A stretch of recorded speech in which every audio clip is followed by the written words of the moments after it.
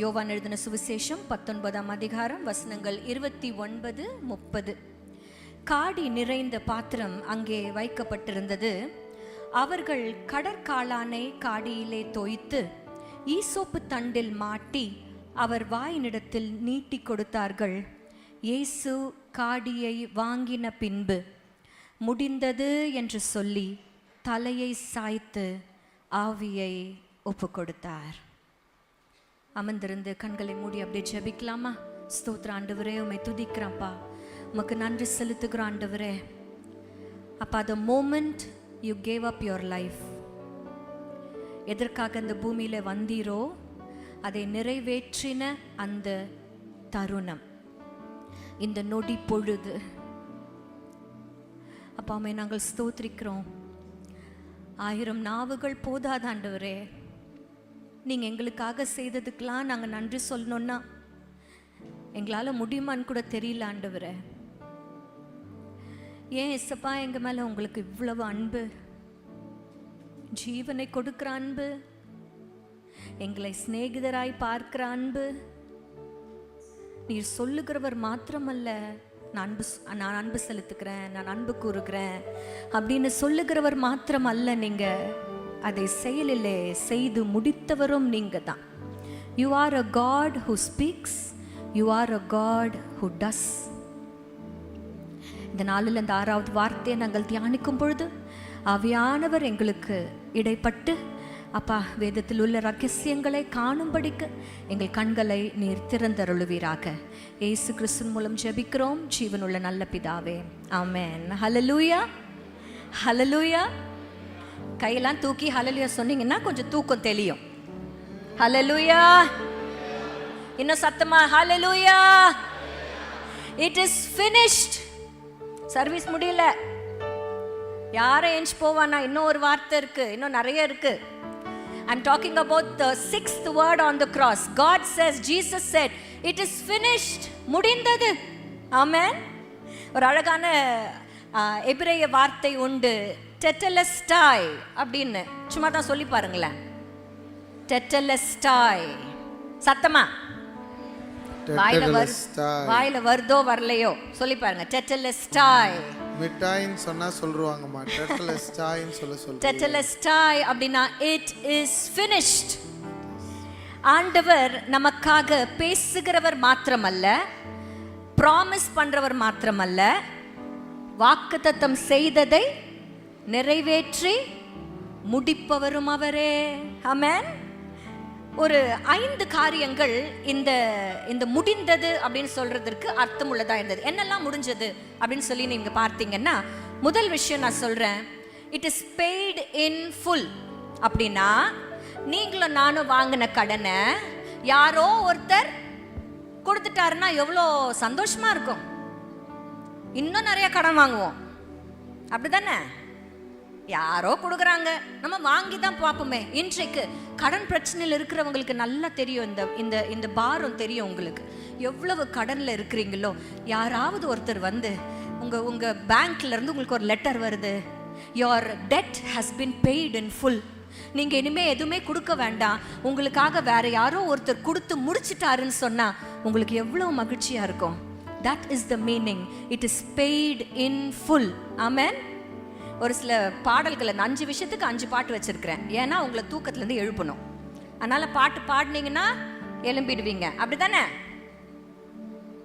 இல்ல, நீங்க யாருமே தூங்கல, எனக்கு நல்லா தெரியுது. ஹல்லேலூயா. சிலுவையில் பிறந்தோமே, ஆமென், ஒன்றும் நிலுவையில் இல்லையே, ஆமென். பாடுவீங்களா? சிலுவையில் பிறந்தோமே, ஆமென், ஒன்றும் நிலுவையில் இல்லையே, ஆமென்.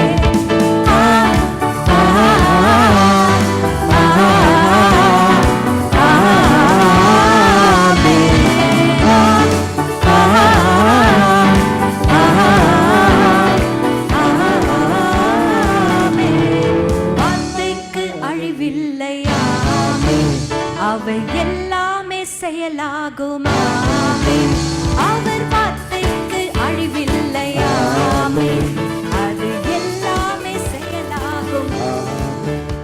அழகான ஒரு வார்த்தை. உங்ககிட்ட இருக்கிற கடன் ஒன்றும் நிலுவையில் இல்லை. நம்முடைய பாவத்தின் கடன் ஒன்றும் நிலுவையில் இல்லை. ஏன்னா கர்த்தர் எல்லாவற்றையும் கொடுத்து தீர்த்து முடித்து விட்டார். ஆமென். சிலுவையில் பிறந்தோமே, ஆமென், ஒன்றும் நிலுவையில் இல்லையே, ஆமென். இந்த டெட்டலஸ்டாய் அப்படிங்கிற வார்த்தைக்கு it is paid in full அர்த்தம். எல்லாரும் பே பண்ணிட்டாங்க, உங்க பில் ஹஸ் பின் பெய்டு. ரெண்டாவது மிஷன் அக்கம்ப்ளிஷ்ட். உடனே எல்லாருக்கும் படம் ஞாபகம் வந்துடும் நினைக்கிறேன். Mission impossible. அது மிஷன் அக்கம்ப்ளிஷ்ட் அப்படின்னா கொடுக்கப்பட்ட வேலை முடிஞ்சிருச்சுன்னு அர்த்தம். இன்றைக்கு ஒவ்வொருத்தரும் வேலைக்கு போறோம், ஆஃபீஸ்ல இருக்கீங்க, உங்களுக்கு என்று ஒவ்வொரு நாளும் வேலைகள் கொடுக்கப்படுகிறது. இப்போ கூட நான் பார்த்தேன், பக்கத்துல தான் உட்கார்ந்துருந்தார் பால் பெனியல். அவருடைய ஆஃபீஸ் வாட்ஸ்அப்பை பார்த்துட்டு இருக்கிறார். அவருக்கு நிறைய ஒர்க் அலாட்மெண்ட் இருக்கு. நான் பார்த்தேன். He suppose to finish the work. அப்போ யாராவது உங்களுக்கு ஒரு வேலையை செய்ய அப்படின்னு சொல்லி அலாட் பண்ணி கொடுத்தா, இப்போ நம்ம வீட்டில் நம்மளுக்கு உதவி செய்கிறவர்கள் எவ்வளோ பேர் இருக்காங்கம்மா, இன்னைக்கு சாம்பார் வச்சிடணும், இன்னைக்கு ரசம் வச்சிடணும், இன்னைக்கு ஒரு பொரியல் வச்சிடணும், இதுதான் அலாட்மெண்ட்.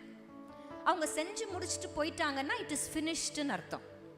அப்போ ஆண்டவராக இயேசு கிறிஸ்துவுக்கு கொடுத்த வேலை எதோட கூட வந்துச்சு தெரியுமா? 300 தீர்க்க தரிசனங்களோடு வந்தது.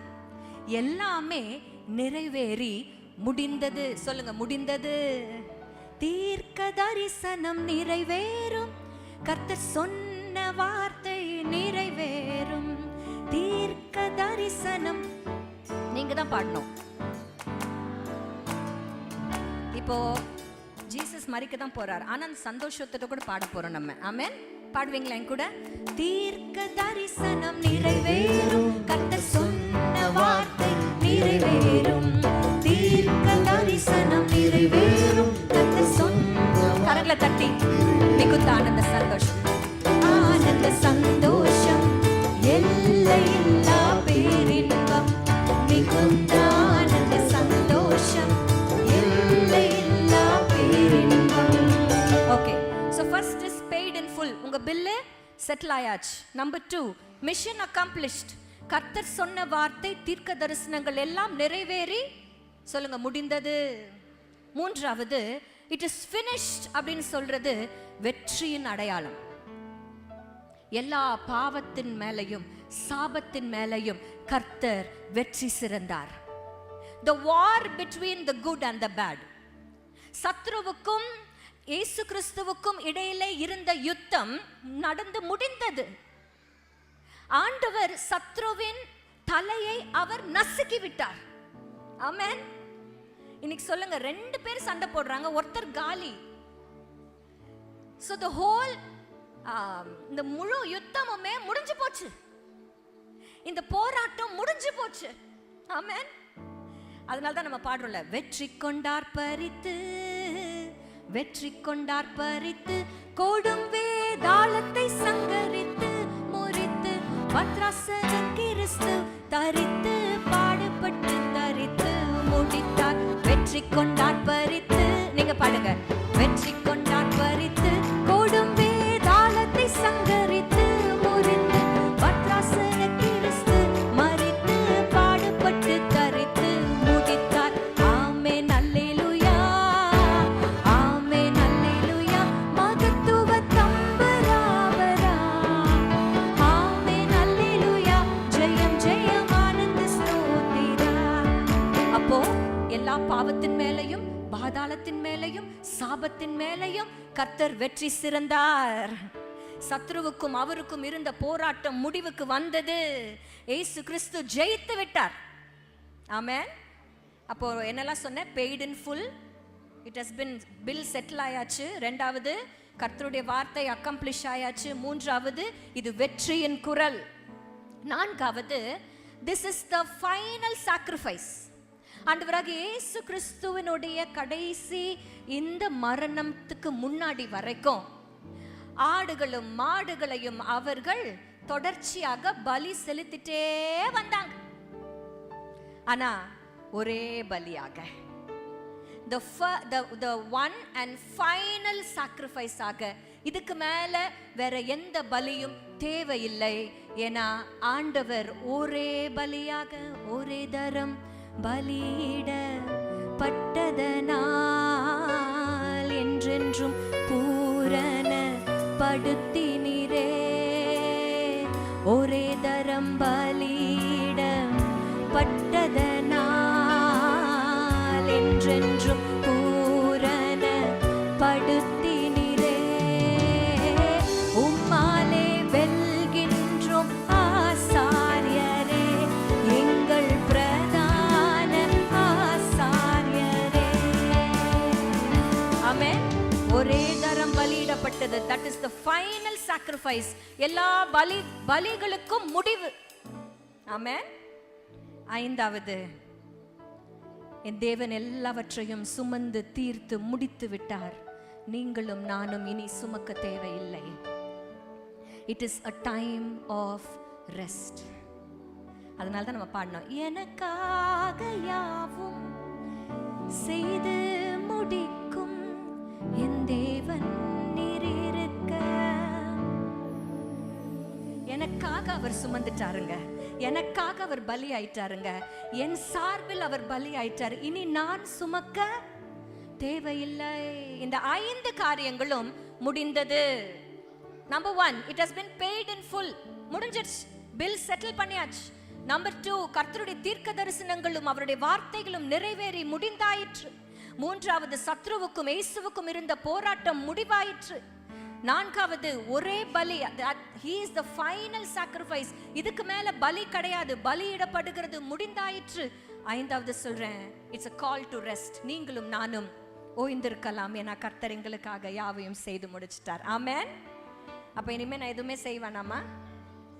சந்தோஷம், எதுவும் செய்யாதம்மா, வீட்டுல சந்தோஷமா கால் மேல கால் போட்டுட்டு உட்கார்ந்து இல்ல, ரொம்ப சும்மா இருக்கணும்னா ரொம்ப ஆசை நம்மளுக்கு, அப்படித்தானே? இல்லைங்க, ஆண்டவர் முடிந்தது அப்படின்னு சொல்றதுக்கு முன்னாடி ஒரு சில வார்த்தைகளை I am so happy to connect few இதுக்கு முன்னாடி பேசின 2 வார்த்தைகளை நான் கனெக்ட் பண்ணணும்னு ஆசைப்படுறேன். யோவான் எழுதின சுவிசேஷம் 19ஆம் அதிகாரத்தை திருப்பி வைத்துக் கொள்ளுங்கள்.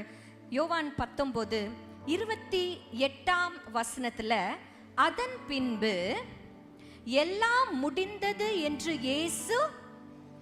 ஆனா எல்லாம் முடிந்தது, அது ஜீசஸ் சொன்ன வார்த்தை 30வது வசனத்துல தான் இருக்கு. 30வது வசனத்துல தான் முடிந்தது என்று அவரே சொல்றார். சொல்லிட்டு தலையை சாச்சு தன்னுடைய ஜீவனை ஒப்பு கொடுக்கிறார். ஆனா அது சொல்றதுக்கு முன்னாடியே அவர் மனசுல தோணிடுச்சு. அதுதான் 28வது வசனத்துல வாசிக்கிறோம், அதன் பின்பு எல்லாம் முடிந்தது என்று இயேசு.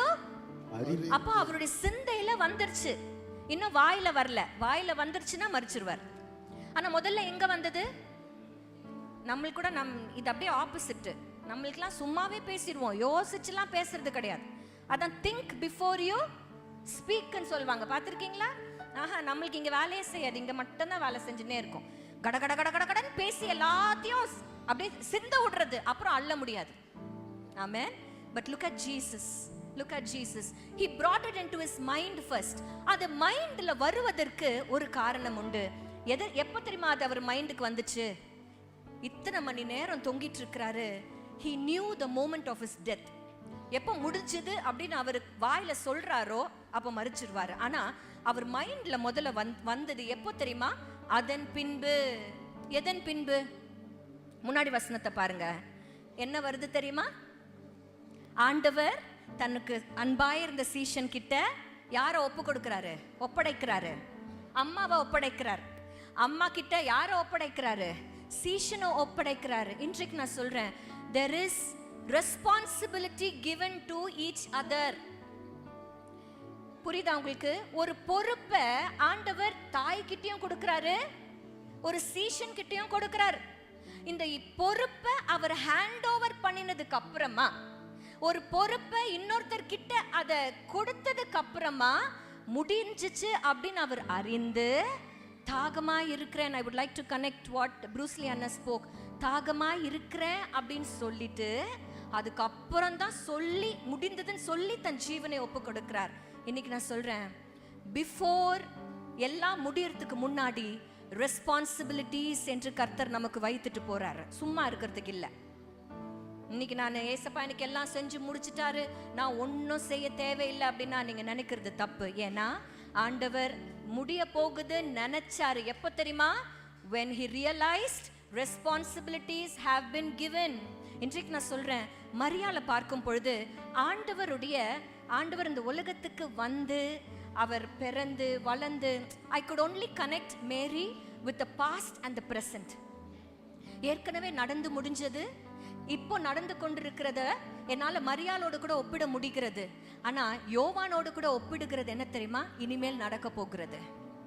யோவான் அவர் நம்பி இருந்தார், அந்த சீஷன் அவர் நம்பி இருந்தார். அப்போ இன்றைக்கு சொல்றேன், ஆண்டவருடைய பொறுப்பு உங்கள் மேல் வைக்கப்படுகிறது. அவர் தம்முடைய கிரியைகளை செய்து முடிச்சிட்டாரு. ஆனா முடிச்சு போறதுக்கு முன்னாடி உங்ககிட்டயும் ஒரு சில பொறுப்புகளை ஒப்படைச்சிட்டு தான் போயிருக்கிறாரு. நீங்களும் நானும் அதை செஞ்சு சொல்லுங்க முடிக்கணும். இப்பதான் கஷ்டமா இருக்குல்ல, எதுவும் செய்யாம இருக்கணும்னா ஜாலி. ஆனா ஆண்டவர் நம்ம கிட்ட பொறுப்புகளை ஒப்படைச்சிட்டு தான் அவருக்கு ஒரு தாகம் ஏற்படுகிறது. இன்னைக்கு நான் சொல்றேன், அந்த எனக்கு தாகமா இருக்கிறேன் அப்படின்னு சொல்லி ஆண்டவர் வேற எங்கேயாவது பைபிள்ல சொல்லியிருக்கிறாரா? பைபிள் நல்லா படிச்சவங்க டக்குன்னு சொல்லணும், நான் தாகமா இருக்கிறேன். இல்ல தாகத்துக்கு தா அப்படின்னு வேற யார்கிட்ட சொன்னாரு? சமாரியா ஸ்திரீ கிட்ட அவர் சொன்னாரு. அன்னைக்கு அவர் தாகமா இருக்கிறாரா? உண்மையிலேயே அவருக்கு தாகம் ஏற்பட்டுச்சா? உண்மையிலேயே அவருக்கு பசி ஏற்பட்டுச்சா?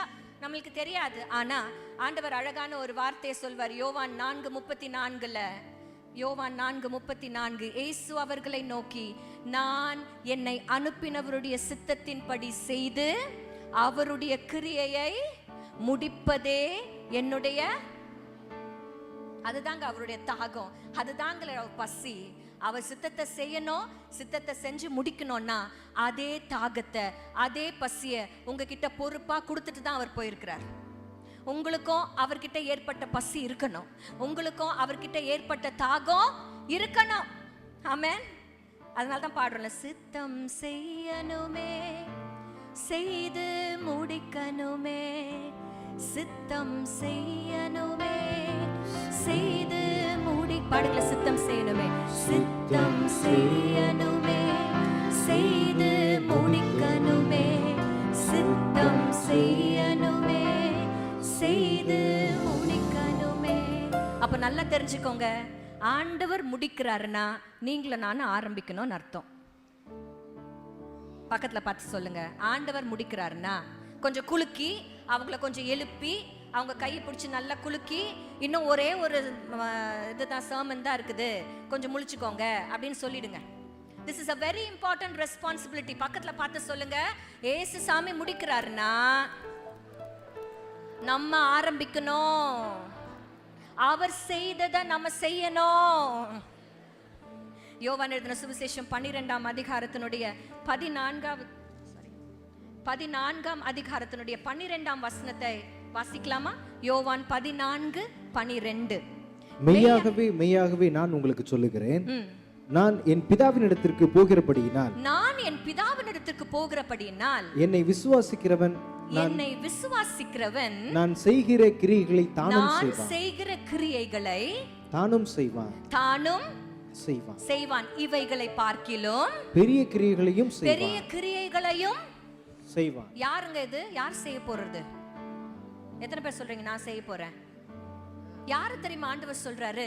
மெய்யாகவே மெய்யாகவே அப்படிங்கிற அந்த வார்த்தை ஆரம்பிக்குது இல்ல, 2 முறை சொல்றாருன்னா அழுத்தம் திருத்தமா சொல்றாருன்னா நம்ம புரிஞ்சுக்கணும், நம்ம மரமண்டையில ஏத்திக்கணும்.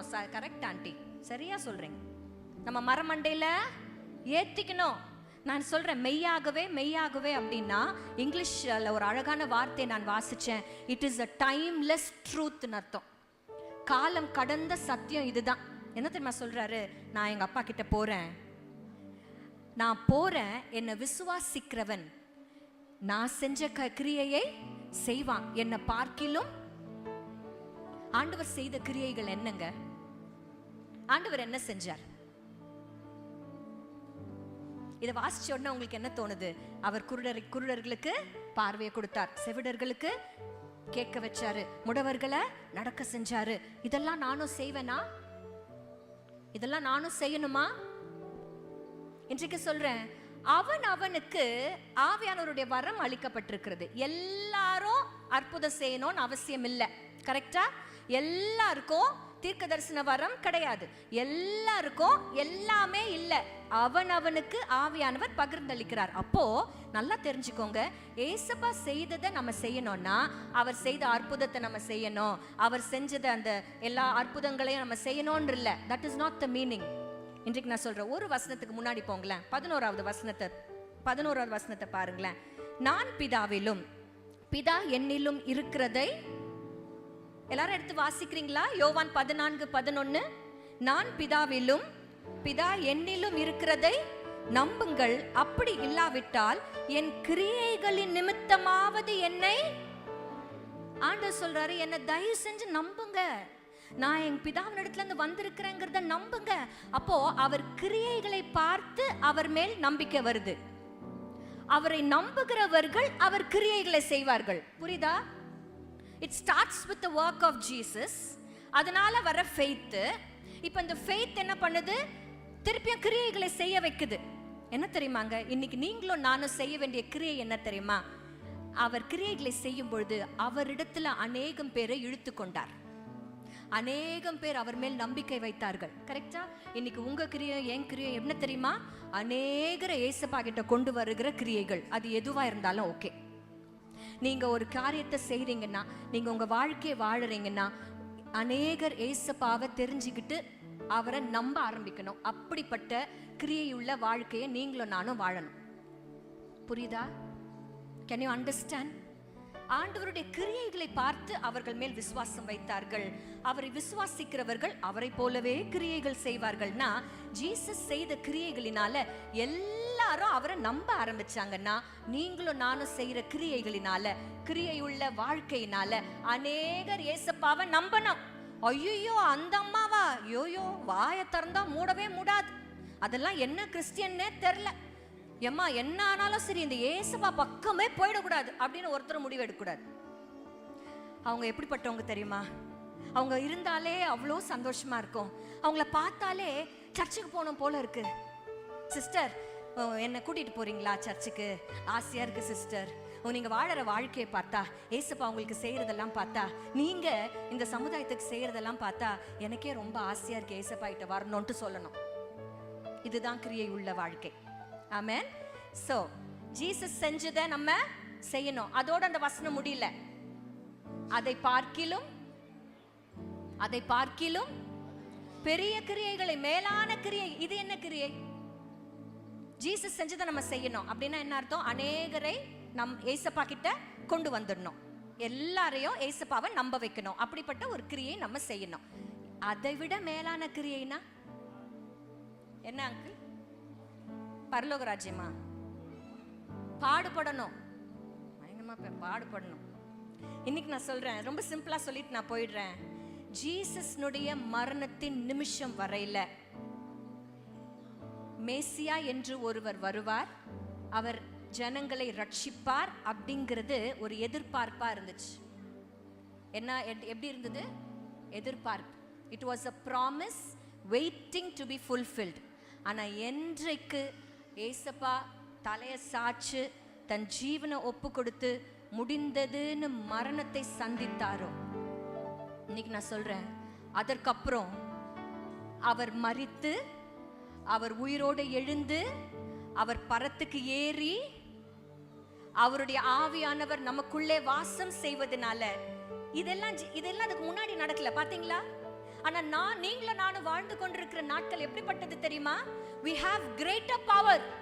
ஏன்னா நாம் உயிரோடு இருக்கிற இயேசுவினுடைய பவரை மாத்திரம் பெற்றுக்கொள்ளல, உயிரோடு இருந்து மரித்தவரை உயிரோடு எழுப்பின அந்த ஆவியை நாம் பெற்றிருக்கிறோம். அதனாலதான் பேதுரு யோவானா சொல்றாரு, எங்களுக்கு வேற எதுவும் இல்ல, இயேசுவின் நாமம் ஒன்று உண்டு.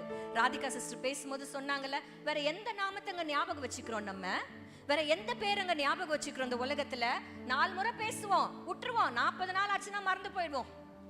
எவ்வளோ ஐயோ முயோன்னு கத்தி நம்ம டெத்துல வந்து கத்தினாலும் எல்லாம் ஒரு வாரம் தான். அதுக்கப்புறம் அவங்க வேலையை பார்த்துன்னு போயிடுவாங்க.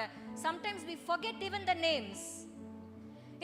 இன்றைக்கான ஏசப்பானுடைய பெயர் மாத்திரம் மாறவே இல்லை, பாத்தீங்களா? ஏன் தெரியுமா? அவர் மரித்து, அவர் உயிரோடு எழுந்து, அவர் மீண்டுமாய் எடுத்துக்கொள்ளப்பட்டு பரலோகத்துக்கு சென்று, we have a powerful name which has risen, which has died, risen and is going to come back again. Amen. நான் சொல்றேன், we have a better purpose. Jesus செஞ்சதை மாத்திரம் செய்யறதில்ல, அதை விட மேலான காரியம் நம்மளால செய்ய முடியும். ஏன்னா அவரை உயிரோட எழுப்பினவருடைய ஆவி நமக்குள்ள இருப்பதனால. ஆமென். கண்களை மூடி தலைகளை தாழ்த்தி ஜெபிக்கலாமா? ஸ்தோத்திரம் சொல்லுங்க. அப்பா, எனக்காக யாவையும் செய்து முடித்தவரே உம்மை நாங்கள் ஸ்தோத்திரிக்கிறோம் ராஜா. அப்பா, இந்த மத்தியான வேளையில அப்பா எங்களுக்காக எல்லாவற்றையும் செஞ்சு முடிச்சிங்க அப்படின்னு நாங்க சந்தோஷமாய் நாங்கள் அமருவதற்காக அல்ல, நீர் செய்து முடித்ததை நாங்கள் தொடர்ச்சியாய் செய்வதற்காக தான் அப்பா நீங்க எல்லாத்தையும் முடிச்சிங்க இயேசப்பா. அப்பா, உங்களை விசுவாசிக்கிறவன் நீங்க செய்த கிரியைகளை தானும் செய்வான். நீங்க என்ன செஞ்சீங்களோ நாங்களும் செய்யணும். அப்பா, நீங்க என்ன செஞ்சீங்களோ அதை விட மேலான கிரியைகளை நாங்க செய்யணும். ஏன்னா எங்களுக்கு இயேசுவின் நாமம் ஒன்று உண்டு. அந்த நாமம் மரித்து உயிர்த்து அப்பா உயிரோடு எழுந்து பரத்துக்கு ஏறி பரிசுத்த ஆவியானவரை எங்களுக்காக இறக்கி கொடுத்து அப்பா ஆவியானவர் எங்களுக்குள்ள வாசமா இருப்பதனால, the power of the Holy Spiritனால இன்னும் அதிக கிரியைகளை செய்ய எங்க ஒவ்வொருத்தருக்கும் உதவி செய்வீராக ராஜா. அப்பா, உதவி செய்யுங்கப்பா.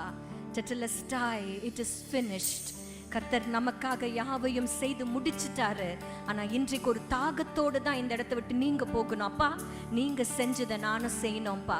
நீங்க செஞ்சதை விட மேலான காரியங்களை நான் செய்யணும்ப்பா. இந்த தாகத்தோடு கூட இந்த இடத்தை விட்டு நம்ம புறப்பட்டு போகிறோம். கர்த்தர் உண்மையிலே அவர் நம்மளை நம்புகிறபடினால தான் இந்த ரெஸ்பான்சிபிலிட்டிஸை நம்ம கிட்ட எடுத்து வச்சுட்டு போயிருக்கிறார். நீங்களும் நானும் ஆயத்தமா இருக்கிறோமா? ஸ்தோத்திர ஆண்டவரே, ஆயத்தமா இருக்க உதவி செய்யுங்க ராஜா. மீதமான நேரத்தை நீர் பொறுப்பெடுத்துக் கொள்வீராக. இயேசுவின் மூலம் ஜெபிக்கிறோம் நல்ல பிதாவே. ஆமென்.